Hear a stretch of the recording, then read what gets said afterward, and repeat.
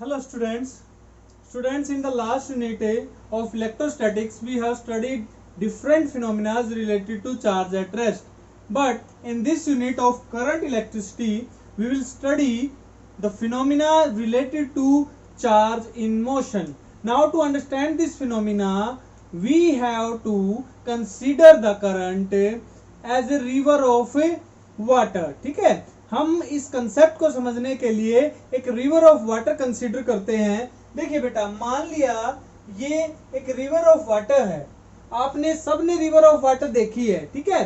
तो उसमें आपने देखा होगा कि कई बार पानी जो है वो बिल्कुल स्टेडी फ्लो करता है, शांत तरीके से बहता है, जिसको हम शांत बोलते हैं रिवर, ठीक है। तो स्टेडी फ्लो ऑफ वाटर जब होता है रिवर में, तो उस दौरान जो पार्टिकल्स हैं, वाटर पार्टिकल्स, ठीक है, वो एक कांस्टेंट स्पीड के साथ मूव कर रहे होते हैं, ठीक है।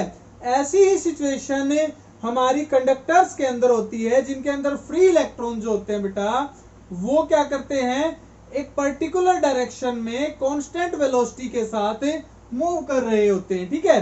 तो जब वाटर मॉलिक्यूल्स या एटम्स कांस्टेंट स्पीड के साथ मूव करते हैं, तो उस वाटर फ्लो को हम स्टेडी फ्लो ऑफ वाटर बोलते हैं।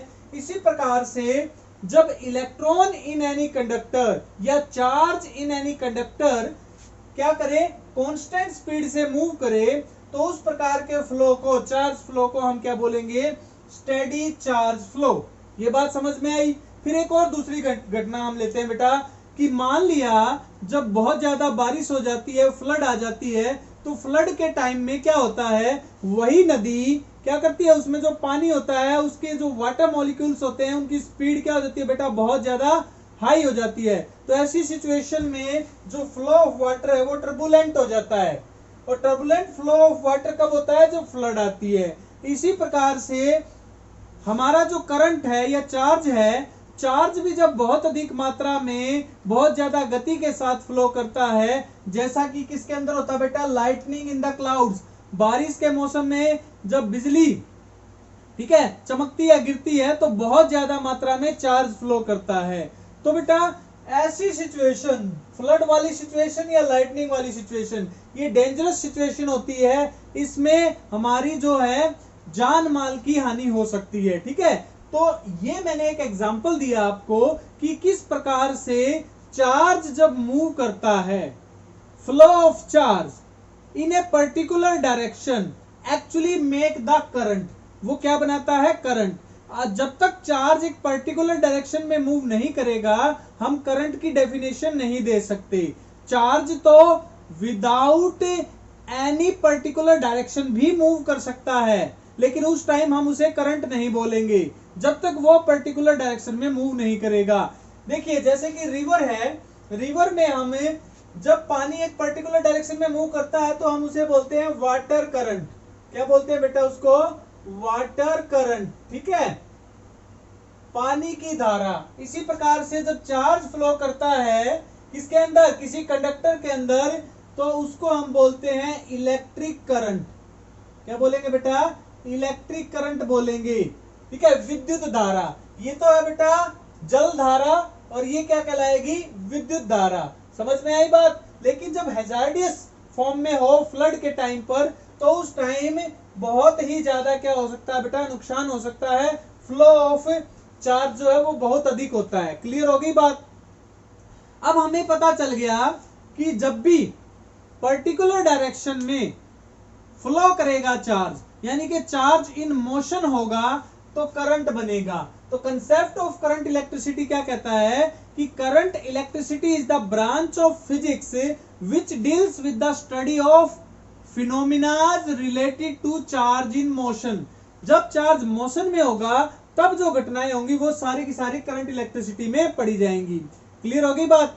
तो अब बात आती है कि हमारा जो ये करंट है, इलेक्ट्रिक करंट जो बनता है, जो चार्ज के फ्लो करने से बनता है बेटा, उसकी कितनी कैटेगरी हो सकती हैं। तो हमारा जो करंट है, इलेक्ट्रिक करंट है, उसको 3 कैटेगरी में बांटा गया है।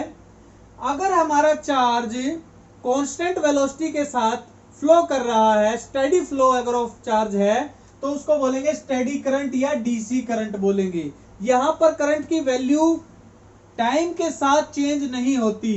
The value of current will remain same या कांस्टेंट, ठीक है, विद time. Now if we talk about the variable current, यार इसमें क्या होता है बेटा, जैसे फ्लड आ गई या इसमें वाटर फ्लो का एग्जांपल है यहाँ पे लाइटनिंग में, तो ऐसी सिचुएशन में क्या होता है बेटा कि जो करंट है या हम ये कहें कि चार्ज के फ्लो की जो वैल्यू है, the rate of flow of charge changes abruptly, rapidly भी बोल सकते हैं, एब्रप्टली भी बोल सकते हैं हमें। तो हमारा सडन चेंज आ सकता है एकदम से, देखिए जैसे ये पीक आ गई फिर डाउन आ गया, तो इस प्रकार से एक sudden change in the value of charge अगर आ रहा है टाइम के साथ और वैल्यू जो है वो चेंज हो रही है, ठीक है, तो उस सिचुएशन में हम उस करंट को क्या बोलेंगे, वेरिएबल करंट बोलेंगे। अब आती है बात बेटा तीसरी जो टाइप है अल्टरनेटिंग करंट की। अल्टरनेटिंग भी करंट का एक टाइप है, लेकिन इसमें क्या होता है बेटा, इसमें चार्ज वेरी करता है टाइम के साथ, बट सिचुएशन देखिए बेटा, यहां पर करंट का मैग्नीट्यूड कंटिन्यूसली, जो करंट का मान है वो कंटिन्यूसली चेंज होता है, बट उसकी जो डायरेक्शन है वो एक फिक्स इंटरवल के बाद ही चेंज होती है। इसीलिए हमारा जो एसी करंट है वो पीरियोडिक भी होता है, पीरियोडिक फंक्शन होता है किसका, टाइम का, जबकि ये पीरियोडिक फंक्शन टाइम का नहीं होता, नॉन पीरियोडिक फंक्शन है ये जो करंट है बेटा non periodic function of time, जबकि ये क्या है बेटा, कांस्टेंट फंक्शन ऑफ टाइम, ये टाइम पर डिपेंड नहीं करता। तो ये आपको तीनों की तीनों डेफिनेशन समझ में आई होंगी। अब हम बात कर रहे हैं इलेक्ट्रिक करंट की, ठीक है, तो इलेक्ट्रिक करंट के बारे में हम एक बार जानने की कोशिश करते हैं कि इलेक्ट्रिक करंट क्या होता है, ठीक है। उससे पहले मैं तुम्हें एक बात और बता दूं, क्योंकि हमें ये पता चल चुका है कि जो करंट है वो किससे बनता है, वो चार्ज के फ्लो करने से बनता है। तो हमें ये जानना होगा कि जो चार्ज कैरियर्स होते हैं which are responsible for the current,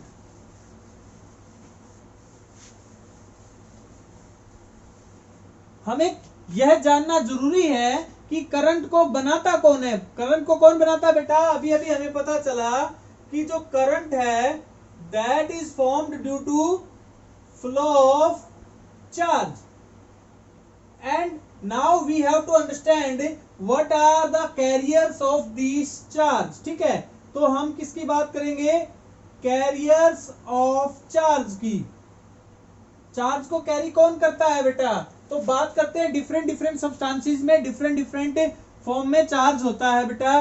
जैसे अगर हम बात करें कंडक्टर्स की, किसकी बात करें, कंडक्टर्स की बात करें, तो कंडक्टर्स के अंदर हमारे जो फ्री चार्ज कैरियर्स होते हैं वो होते हैं इलेक्ट्रॉन्स। इलेक्ट्रॉन एक्चुअली में चार्ज कैरियर्स का काम करते हैं, they are not bound to any atom, वो किसी एटम के साथ बाउंड नहीं होते, they are free to move in the substance, so they can easily make the flow of current, ठीक है, इस प्रकार से। बट याद रखना जब तक हम उस पर कोई एक्सटर्नल इलेक्ट्रिक फील्ड नहीं लगाते हैं कंडक्टर पर, तो इन फ्री इलेक्ट्रॉनों का जो फ्लो होता है, flow of these free electrons is random, random flow होता है बेटा। रैंडम फ्लो होने की वजह से जो नेट करंट है, net current in the absence of electric field, electric field zero है बेटा, तो नेट करंट का फ्लो भी क्या रहेगा, जीरो रहेगा। क्लियर हो गई बात। लेकिन जैसे ही हम इलेक्ट्रिक फील्ड अप्लाई करते हैं, जैसे ही हम इलेक्ट्रिक फील्ड को नॉन जीरो कर देते हैं, तो इलेक्ट्रिक फील्ड के अप्लाई करने से इन सभी इलेक्ट्रॉनों पर एक फोर्स लगता है जो तुमने पढ़ा था, electric force, that is given by E. This electric force is responsible for the motion of electrons opposite to the direction of electric field, ठीक है। तो इसकी वजह से ये electron opposite to the direction of electric field move करेंगे, यानी कि पॉजिटिव टर्मिनल की तरफ मूव करेंगे, ठीक है।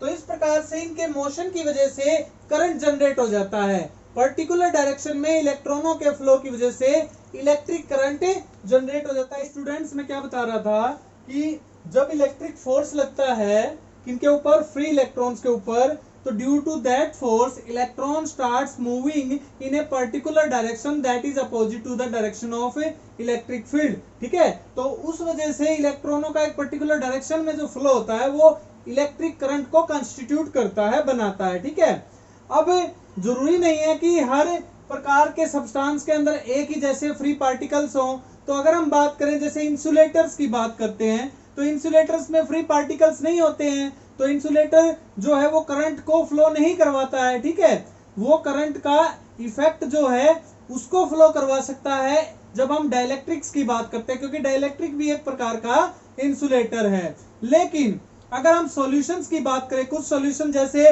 NaCl सॉल्यूशन है, NaCl सॉल्यूशन है बेटा, H2SO4 सॉल्यूशन है।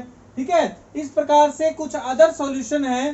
तो ये सॉल्यूशन में क्या होता है बेटा, ध्यान से देखो, जब हम पोटेंशियल अप्लाई करते हैं, फील्ड अप्लाई करते हैं, तो ये जो सॉल्यूशंस होते हैं, देखो सॉलिड्स की बात की मैंने, कंडक्टर्स में, इंसुलेटर्स में, सेमीकंडक्टर्स भी होते हैं बेटा। सेमीकंडक्टर्स में इलेक्ट्रॉन और होल दो प्रकार के चार्ज कैरियर्स होते हैं, दोनों मूव करते हैं। ठीक है, अगर हम लिक्विड फॉर्म की बात करें तो सॉल्यूशंस जो हम लेते हैं किसके, ये NaCl का सॉल्यूशन ले लो, H2SO4 का ले लो। ठीक है, इस प्रकार से कार्बोनेट सॉल्यूशन ले लो। तो इस प्रकार से क्या होता है, या जैसे हम ये ले लेते हैं ZnSO4 ले लेते हैं, जिंक सल्फेट ले लेते हैं, कॉपर सल्फेट ले लेते हैं। तो इसमें क्या होगा, इसमें जब हम पोटेंशियल अप्लाई करते हैं, इलेक्ट्रिक फील्ड अप्लाई करते हैं, तो ये जो कंपोनेंट्स हैं, ये जो हमारे कंपाउंड्स हैं, ये किस में टूट जाते हैं बेटा, Zn और SO4, ये किस में टूट जाते हैं बेटा, आयंस में टूट जाते हैं। तो यहां पर क्या हो गया, पॉजिटिव एंड नेगेटिव आयंस बन जाते हैं। Now these ions are actually responsible for the conduction of electric current in a particular solution, electrolytic solution भी बोलते हैं हम इसको। ठीक है, इसी प्रकार से हम गैसेस की बात करें तो गैसेस वैसे तो इंसुलेटर की तरह बिहेव करती हैं, बट बहुत ज्यादा पोटेंशियल अप्लाई करने पर, स्ट्रॉन्ग इलेक्ट्रिक फील्ड अप्लाई करने पर क्या होता है बेटा, उनका डिस्चार्ज, आयनाइजेशन हो जाता है, जिसको बोलते हैं इलेक्ट्रिक डिस्चार्ज की घटना होती है। Because of the high electric field, strong electric field, gases can be ionized and now the free charge carriers are ions which are responsible for the large amount of electric current। तो ये बात आपको समझ में आ गई होगी कि which type of charge carriers are used in different type of substances। ठीक है, अब हम बात करते हैं इलेक्ट्रिक करंट की, कि बेसिकली इलेक्ट्रिक करंट होता क्या है। हमने क्या सीखा, हमने सीखा कि जब भी हमारा चार्ज एक पर्टिकुलर डायरेक्शन में मूव करेगा तो वो करंट बनाएगा। तो इलेक्ट्रिक करंट की डेफिनेशन की अगर हम बात करें कि what is electric current, electric current is defined as the rate of flow of electric charge in a particular direction. क्या बेटा, जब इलेक्ट्रिक चार्ज किसी पर्टिकुलर डायरेक्शन में फ्लो करता है तो उस चार्ज के बहने की जो दर होती है उसको हम इलेक्ट्रिक करंट के नाम से डिफाइन करते हैं। इसको डिनोट किया जाता है आई से। ठीक है, और आई का मतलब क्या है, आई का मतलब है बेटा रेट। रेट कैसे, अगर मान लिया बेटा टोटल चार्ज में चेंज आया, flow D Q divided by time लिया dt, ये तो क्या हो गया बेटा, एवरेज चेंज। ये क्या आ गया, average change of flow, change of flow with respect to time. But जब हम टाइम इंटरवल को बहुत स्मॉल ले लें, limit delta T approaches 0, if the time interval is very small then this term becomes instantaneous and now we can write it as dq by dt। तो dq by dt actually में लिखा जाता है rate of flow of charge. ठीक है, ये बात समझ में आई आपको। तो इसको हम क्या बोलेंगे, करंट बोलेंगे, इलेक्ट्रिक करंट बोलेंगे। अगर ये चार्ज, जैसे कंडक्टर्स की अगर हम बात कर ले, फॉर एग्जांपल अगर हमें कंडक्टर्स के अंदर करंट निकालना है, ठीक है, तो कैसे लिखा जाएगा बेटा, I is equal to total charge. Conductor में क्या होता है बेटा, इलेक्ट्रॉन होते हैं। तो मान लिया n इलेक्ट्रॉन, मान लिया ये कंडक्टर ले लिया बेटा मैंने एक, ठीक है, और ये इसका एरिया ऑफ क्रॉस सेक्शन है a। इस एरिया ऑफ क्रॉस सेक्शन में से, किसी भी कंडक्टर के एरिया ऑफ क्रॉस सेक्शन में से पर सेकंड या पर यूनिट टाइम कितने इलेक्ट्रॉन पास हुए हैं, ठीक है। तो नंबर ऑफ इलेक्ट्रॉन पास्ड, तो टोटल चार्ज क्या हो गया, Ne per unit time, that is known as your electric current, ठीक है। तो बेटा ये टोटल चार्ज समझ में आ गया ना आपको, आपने पहले यूनिट में पढ़ा भी है टोटल चार्ज कैसे निकालते हैं। तो इतने इलेक्ट्रॉन अगर पास होते हैं तो इतना चार्ज फ्लो करेगा through any cross sectional area. तो the amount of charge passing through any cross sectional area per unit time is also known as electric current. यहाँ पे आपको समझ में आ गया इलेक्ट्रिक करंट के बारे में। अब ये जो इलेक्ट्रिक करंट है, ऊपर क्या आ रहा है बेटा, चार्ज, चार्ज को मेजर किया जाता है कूलाम में। तो इलेक्ट्रिक करंट की यूनिट की बात करें तो कूलाम पर सेकंड, इसका मतलब सी और सेकंड इनवर्स। तो ये तो हो गई बेटा एसआई यूनिट ऑफ करंट, और इसको हम किसके रूप में लिखते हैं, एम्पियर की फॉर्म में लिखते हैं। तो ampere is the SI unit of electric current. Clear हो गई बात, ठीक है। तो और बेटा एम्पियर जो है एक फंडामेंटल यूनिट भी है, ये बात आपको याद रखनी है। Ampere is a fundamental unit. अब बात करते हैं करंट की डायरेक्शन की, और करंट कैसी क्वांटिटी है, इस बात का हमें जवाब लेना है कि करंट की डायरेक्शन क्या होती है। और करंट एक फिजिकल क्वांटिटी है, बट कैसी फिजिकल क्वांटिटी है, स्केलर या वेक्टर, ठीक है। इस बात का हमें जवाब निकालना है, ठीक है। देखिए बेटा, हमारा जो करंट होता है, करंट की जो डायरेक्शन है, direction of current is direction of current in circuit is always from positive terminal to negative terminal। याद रखना बेटा, पॉजिटिव टर्मिनल से नेगेटिव टर्मिनल की तरफ होती है। और ये जो डायरेक्शन है बेटा, ये डायरेक्शन ऑफ पॉजिटिव चार्ज भी बोला जाता है इसको, यानी कि करंट की डायरेक्शन और फ्लो ऑफ पॉजिटिव चार्ज, इसकी डायरेक्शन दोनों की सेम होती है। और इसको कन्वेंशनली माना गया था, तो इसीलिए इस करंट को, इस डायरेक्शन को कन्वेंशनल करंट भी बोला जाता है। क्या बोला जाता है बेटा, कन्वेंशनल, कन्वेंशनल करंट भी बोला जाता है बेटा, ठीक है। अब क्यों बोला जाता है इसको कन्वेंशनल, क्योंकि बेटा जिस टाइम इसकी डायरेक्शन डिफाइन की गई थी उस टाइम तक हमें इलेक्ट्रॉनों के बारे में जानकारी नहीं थी। तो इलेक्ट्रॉनों की जो डिस्कवरी है उससे पहले ये जो डायरेक्शन है वो ली जाती थी, ठीक है। After the discovery of direction, after the discovery of direction of electrons, actually में हमने फिर उनकी जो फ्लो ऑफ डायरेक्शन थी उसको अपोजिट टू दैट मान लिया, कि जो इलेक्ट्रॉनों के फ्लो की जो डायरेक्शन है वो अपोजिट होती है कन्वेंशनल करंट की डायरेक्शन के। और उसका नाम भी अलग दे दिया हमने, उसका नाम लिखा IE। IE क्या हो गया बेटा, इलेक्ट्रिक करंट। कैसा करंट हो गया ये, इलेक्ट्रिक करंट, ठीक है। IE अलग है। सर्किट के अंदर जैसे कंडक्टर्स की बात करें तो इलेक्ट्रॉन फ्लो करते हैं सर्किट के अंदर, तो इलेक्ट्रॉनिक करंट हमेशा नेगेटिव टर्मिनल से पॉजिटिव टर्मिनल की तरफ होता है, जबकि डायरेक्शन ऑफ करंट हम लेते हैं पॉजिटिव से नेगेटिव की तरफ। अब आप कहोगे सर जो करंट है उसका मैग्नीट्यूड भी होता है, डायरेक्शन भी होती है। तो हमें पता चला कि इसके पास दोनों चीजें हैं, इसलिए ये वेक्टर होना चाहिए। करंट क्या होना चाहिए बेटा, वेक्टर होना चाहिए, ठीक है। बट करंट वेक्टर नहीं है, करंट क्या है, स्केलर है। क्या बेटा, स्केलर क्वांटिटी है। इसको समझने के दो तरीके हैं। पहली बात तो है बेटा, करंट को रिप्रेजेंट किया जाता है चार्ज बाय टाइम। चार्ज भी स्केलर है और टाइम भी स्केलर है, तो इसका मतलब स्केलर बाय स्केलर हमेशा स्केलर ही आएगा, एक बात। दूसरी बात क्या है कि जब हम करंट के ऊपर अलजेब्रा लगाते हैं तो current obey scalar algebra, it does not obey vector algebra. Current को जैसे मान लिया जोड़ना है, इस पॉइंट पर 2 एम्पियर करंट इधर चला गया, 1 एम्पियर करंट इधर से आ गया, 1 एम्पियर करंट इधर से आ गया, ठीक है। तो इसका मतलब बेटा क्या होगा, कैसे जोड़ोगे इसको, इसको हम जोड़ेंगे 2 + 1 + 1, हम साइन कन्वेंशन जरूर लेते हैं, ठीक है, डायरेक्शन बाहर अंदर वाली जो है वो जरूर लेते हैं।